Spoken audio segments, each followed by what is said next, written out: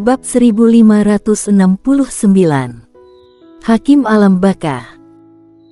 Tidak jauh di depan warrior yang adalah seorang wanita dalam gaun putih bermotif bunga. Wanita itu terlihat berusia sekitar 16 atau 17 tahun. Tentu saja bukan itu intinya. Intinya wanita ini merasa familiar dengannya. Terlihat akrab, sangat akrab. Warrior yang menatap wanita itu, semakin dia melihat, matanya semakin akrab.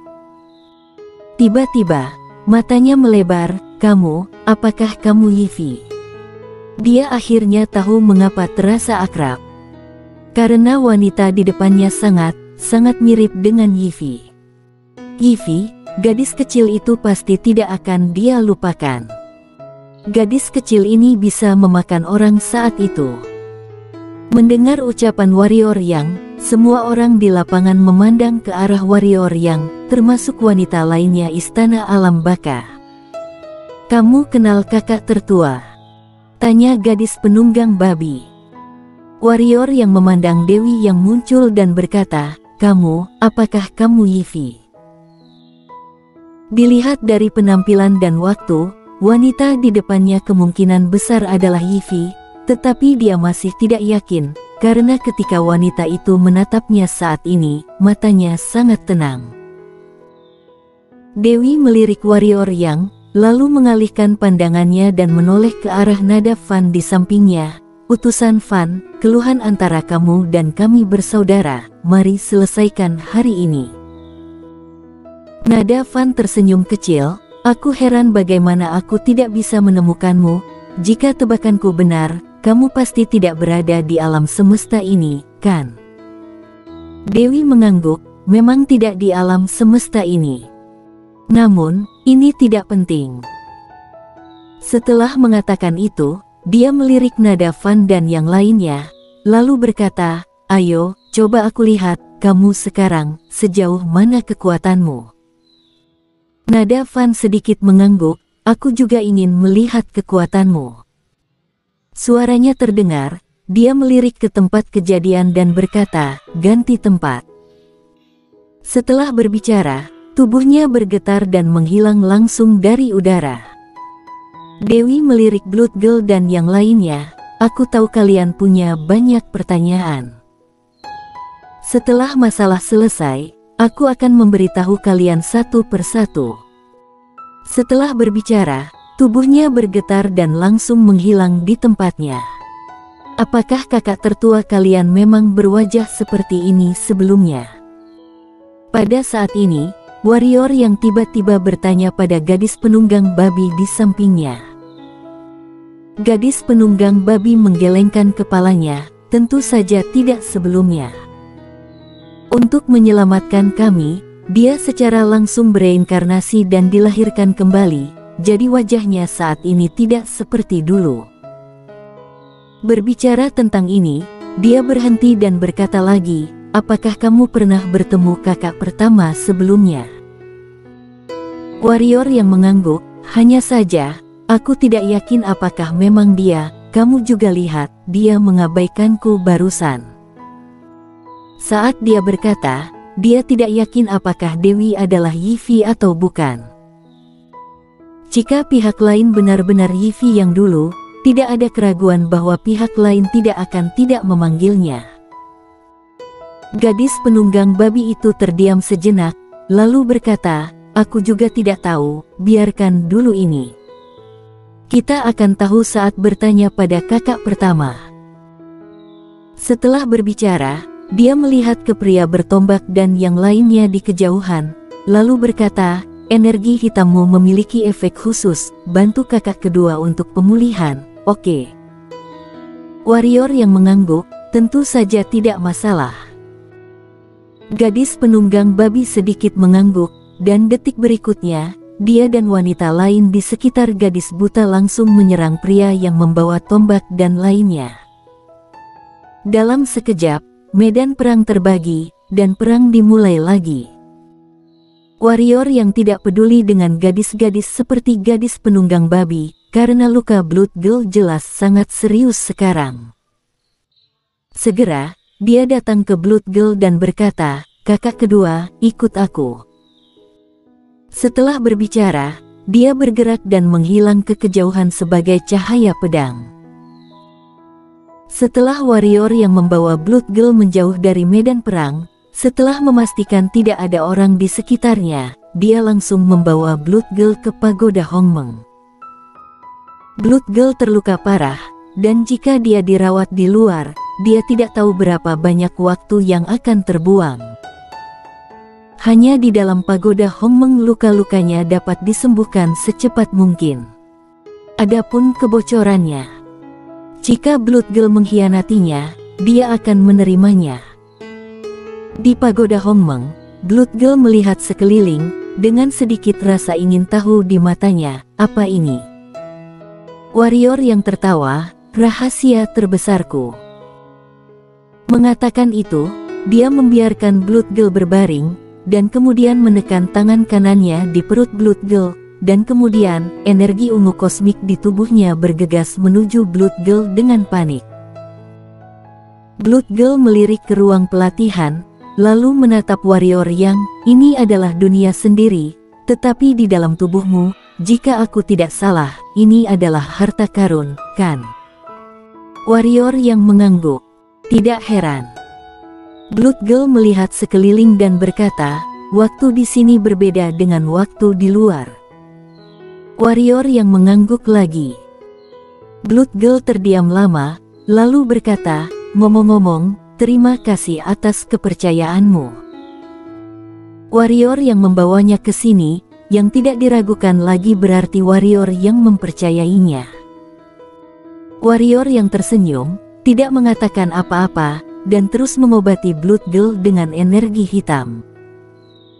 Cedera yang dialami oleh Blood Girl tidak hanya kehilangan kedua lengan, tetapi juga 5 organ.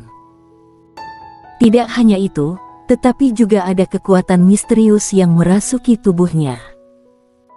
Kekuatan ini mengikis Blood Girl sepanjang waktu di seluruh tubuh. Ini adalah kekuatan dia. Blood Girl tiba-tiba berkata, "Aneh, domain darahku tidak bisa menekannya." Warrior yang mengangguk lalu menggunakan energi ungu kosmik untuk menyentuh kekuatan misterius tersebut. Mulanya energi ungu kosmik langsung dipantulkan kembali, namun lambat laun energi ungu kosmik mengikis kekuatan misterius tersebut. Di bawah erosi terus-menerus dari energi ungu kosmik, kekuatan misterius itu semakin berkurang, dan dalam 1/4 jam, kekuatan itu benar-benar menghilang. Ketika kekuatan itu hilang, warrior yang mulai menyembuhkan luka Blood Girl. Dengan perbaikan energi ungu kosmik, luka Blood Girl sembuh dengan cepat, kurang dari 2 jam sudah menumbuhkan kembali lengan. Pada saat yang sama, tubuhnya yang telah terkikis oleh kekuatan itu juga membaik. "Energi hitam kamu sangat menantang langit." Blood Girl tiba-tiba berkata. "Memang benar-benar melawan langit." Warrior yang mengangguk setuju. Dapat dikatakan bahwa jika bukan karena kehadiran energi ungu kosmik, dia akan mati berkali-kali. Setiap kali dia berkelahi dengan orang, alasan mengapa dia berani bekerja keras adalah karena dia memiliki energi ungu kosmik. Ini adalah kepercayaan dirinya.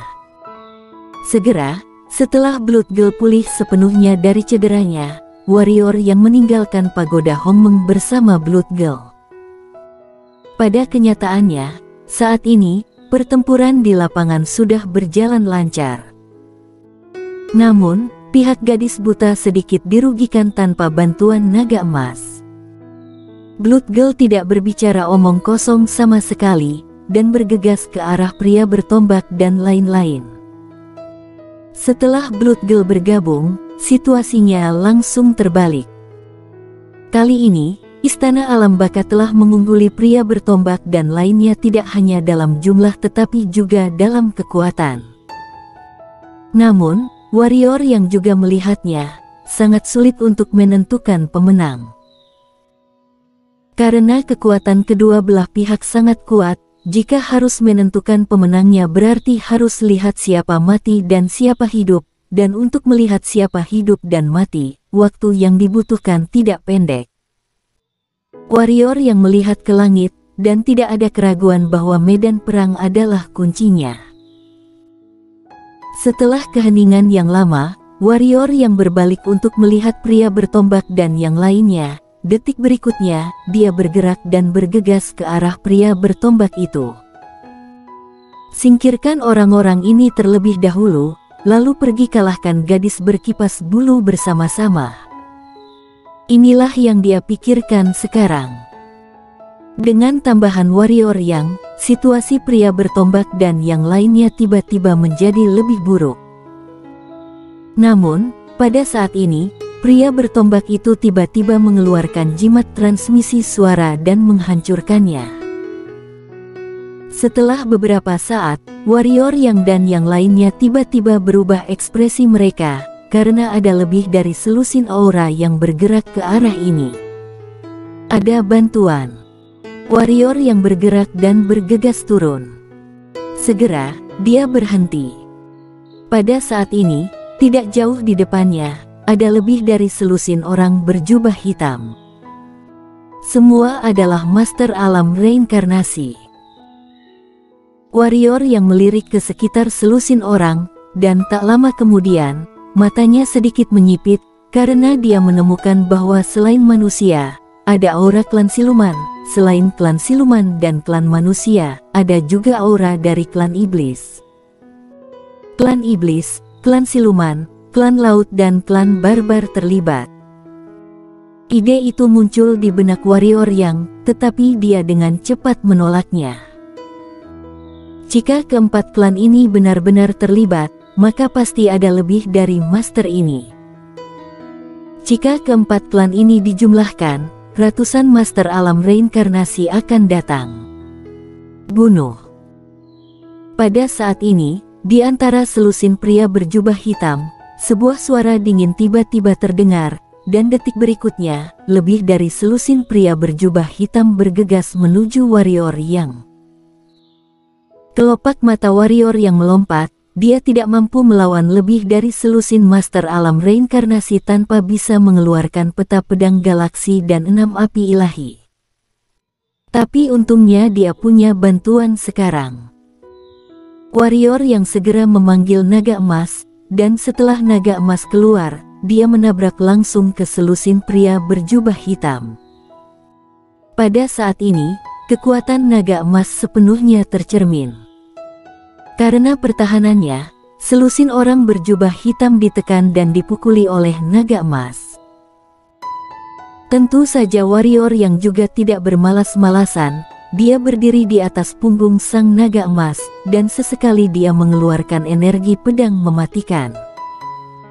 Untuk sementara waktu, selusin orang berjubah hitam ditekan oleh warrior yang dan naga emas. Ledakan. Pada saat ini, tekanan yang menakutkan tiba-tiba mengalir dari atas kehampaan. Ketika tekanan ini muncul, medan perang di lapangan hancur dan berubah menjadi lubang hitam gelap. Setelah lebih dari 10 detik berlalu, ruang di lapangan secara bertahap pulih.